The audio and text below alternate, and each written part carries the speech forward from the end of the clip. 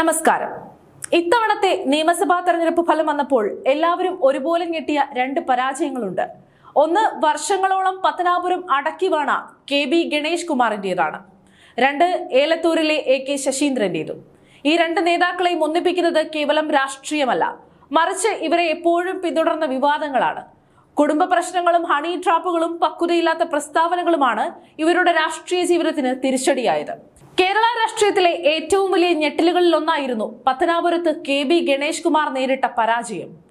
2 പതിറ്റാണ്ടിലേറെയായി ഗണേഷ് കുമാർ അടക്കി വാണിരുന്ന മണ്ഡലം ഇത്തവണ UDFന്റെ ജ്യോതികുമാർ ചമക്കാല പിടിച്ചെടുക്കുകയായിരുന്നു. വികസന നായകൻ എന്ന പ്രതിച്ഛായ ഉണ്ടായിരുന്നിട്ടും ഗണേഷ് കുമാറിനെ ജനങ്ങൾ ഇത്തവണ കൈവിടാൻ കാരണമെന്താണ്? തെരഞ്ഞെടുപ്പ് കാലത്ത് ഉയർന്നു വന്ന വ്യക്തിപരമായ വിവാദങ്ങളും അതിന് അദ്ദേഹം നൽകിയ ന്യായീകരണങ്ങളും വോട്ടർമാരെ സ്വാധീനിച്ചോ? നമുക്ക് നോക്കാം. തെരഞ്ഞെടുപ്പിന് തൊട്ടു മുൻപാണ് ഗണേഷ് കുമാറിന്റെ കുടുംബജീവിതത്തിലെ അസ്വാരസ്യങ്ങൾ വീണ്ടും പൊതുമധ്യത്തിലേക്ക് എത്തുന്നത്. അദ്ദേഹത്തിന്റെ ഭാര്യ ബിന്ദു മേനോൻ മാധ്യമങ്ങൾക്ക് മുന്നിൽ നടത്തിയ ഞെട്ടിക്കുന്ന വെളിപ്പെടുത്തലുകൾ പത്തനാപുരത്തെ വോട്ടർമാരെ കുറച്ചൊന്നുമല്ല സ്വാധീനിച്ചത്.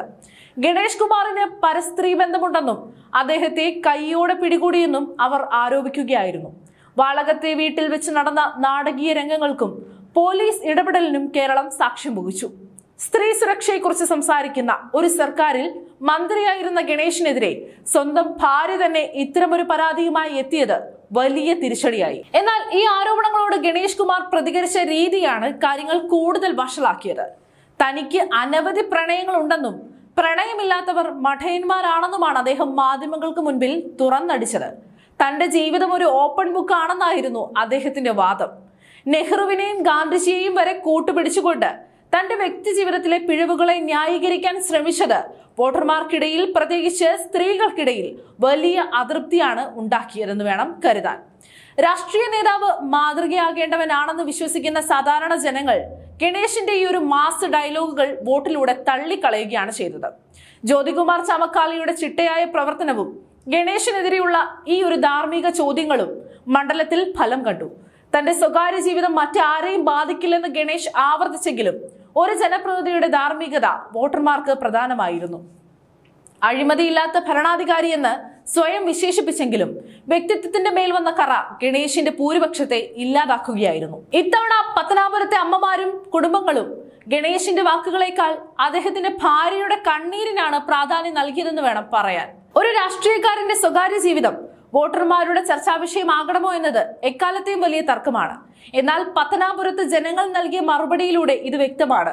അധികാരത്തേക്കാൾ വലുതാണ് ധാർമ്മികത. പരാജയം ഏറ്റുവാങ്ങിയ ഗണേഷ് കുമാർ ഇനിയെങ്കിലും തന്റെ ശൈലി മാറ്റുമോ എന്നാണ് കണ്ടറിയേണ്ടത്. അതോ ഈ വിവാദങ്ങൾക്കെതിരെ വീണ്ടും ന്യായീകരണവുമായി രംഗത്തെത്തുമോ എന്നാണ് ഇനി അറിയേണ്ടത്. ഇനി നമ്മൾ പരിശോധിക്കുന്ന തോൽവി LDF മന്ത്രിസഭയിലെ ഏറ്റവും മുതിർന്ന നേതാക്കളിൽ ഒരാളായ AK ശശീന്ദ്രന്റേതാണ്. ശശീന്ദ്രന്റെ പരാജയം രാഷ്ട്രീയ കേരളത്തിന് വലിയൊരു പാഠമാണ്. 1ാം പിണറായി സർക്കാരിലും 2ാം പിണറായി സർക്കാരിലും മന്ത്രിയായിരുന്ന ശശീന്ദ്രൻ വോട്ടെണ്ണിക്കഴിഞ്ഞപ്പോൾ 8 നിലയിലാണ് പൊട്ടിയത്. തുടർച്ചയായ വിവാദങ്ങളും പ്രായം കണക്കിലെടുക്കാതെ അധികാരത്തിൽ കടിച്ചു തൂങ്ങാനുള്ള അദ്ദേഹത്തിന്റെ ശ്രമവുമാണ് ഈ തോൽവിക്ക് കാരണമായത്. 1ാം പിണറായി സർക്കാരിന്റെ കാലത്ത് ഗതാഗത മന്ത്രി ആയിരിക്കെയാണ് ശശീന്ദ്രൻ ആദ്യമായി ഹണി ട്രാപ്പ് വിവാദത്തിൽ കുടുങ്ങുന്നത്. ആ ഒരു ഫോൺ കോൾ അന്ന് അദ്ദേഹത്തിന്റെ മന്ത്രിസ്ഥാനം തെറിക്കാൻ തന്നെ കാരണമായി. പിന്നീട് 2ാം പിണറായി സർക്കാരിന്റെ വനമന്ത്രി ആയപ്പോഴും വിവാദങ്ങൾ അദ്ദേഹത്തെ വിട്ടൊഴിഞ്ഞിരുന്നില്ല. പീഡനക്കേസ് ഒതുക്കി തീർക്കാൻ ശശീന്ദ്രൻ ഇടപെട്ടു എന്ന തരത്തിലുള്ള ഓഡിയോ ക്ലിപ്പുകൾ പുറത്തു വന്നത് വലിയ പ്രതിഷേധത്തിനാണ് വഴിവെച്ചത്. പ്രായമായ ഒരു നേതാവെന്ന നിലയിൽ മാന്യത പുലർത്തുന്നതിന് പകരം വീണ്ടും വീണ്ടും ഇത്തരം സ്ത്രീ വിഷയങ്ങളുമായി ബന്ധപ്പെട്ട വിവാദങ്ങളിൽ അദ്ദേഹത്തിന്റെ പേര് വന്നത് വോട്ടർമാരിൽ വലിയ അമർഷമാണ് ഉണ്ടാക്കിയത്. 78 വയസ്സ് പിന്നിട്ട ശശീന്ദ്രൻ ഇത്തവണ മാറി നിൽക്കണമെന്ന ആവശ്യം പാർട്ടിക്കുള്ളിൽ തന്നെ ശക്തമായിരുന്നു. യുവതലമുറയ്ക്ക് അവസരം നൽകുന്നതിന് പകരം അധികാരമോഹിയായി വീണ്ടും മത്സരത്തിനിറങ്ങിയത് വോട്ടർമാർക്കിടയിൽ അതൃപ്തി ഉണ്ടാക്കി. പാർട്ടിക്കുള്ളിലെ പോരും ശശീന്ദ്രന് തിരിച്ചടിയായി. വികസന മുരടിപ്പും വകുപ്പിലെ കെടുകാര്യസ്ഥതയും ഇതിന് പുറമെയാണ്. ജനങ്ങൾ ആഗ്രഹിച്ചത് മാറ്റമായിരുന്നു. എന്നാൽ അത് മനസ്സിലാക്കാതെ വീണ്ടും വോട്ട് ചോദിച്ചിറങ്ങിയ ശശീന്ദ്രൻ വോട്ടെണ്ണിയപ്പോൾ 8 നിലയിൽ പൊട്ടിയെന്ന് പറയേണ്ട അവസ്ഥയിലാണ്. മണ്ഡലത്തിലെ ഓരോ ബൂത്തിലും തിരിച്ചടി നേരിട്ടു. മാധ്യമങ്ങൾ പ്രവചിച്ചതിനേക്കാൾ വലിയ തോൽവിയാണ് ശശീന്ദ്രൻ ഏറ്റുവാങ്ങിയത്. കോൺഗ്രസ് സ്ഥാനാർത്ഥിയുടെ മുന്നേറ്റത്തിന് മുൻപിൽ ശശീന്ദ്രന് പിടിച്ചു നിൽക്കാൻ പോലും കഴിഞ്ഞില്ല. വിവാദങ്ങളുടെ തോഴനായ ഒരു നേതാവിനെ ഇനി വേണ്ട എന്ന് പത്തനാപുരം പോലെ തന്നെ ശശീന്ദ്രന്റെ മണ്ഡലവും അങ്ങ് തീരുമാനിക്കുകയായിരുന്നു. വിവാദങ്ങളിൽ നിന്ന് വിവാദങ്ങളിലേക്ക് ചാടുന്ന നേതാക്കളെ ജനങ്ങൾ എങ്ങനെ ശിക്ഷിക്കുമെന്നതിന് ശശീന്ദ്രൻ ഒരു ഉദാഹരണമാണ്. ഇനി എന്തായിരിക്കും അദ്ദേഹത്തിന്റെ രാഷ്ട്രീയ ഭാവി എന്നും പാർട്ടിക്കുള്ളിൽ അദ്ദേഹത്തിന് സ്ഥാനം ഉണ്ടാകുമോ എന്നും കണ്ടറിയേണ്ടിയിരിക്കുന്നു.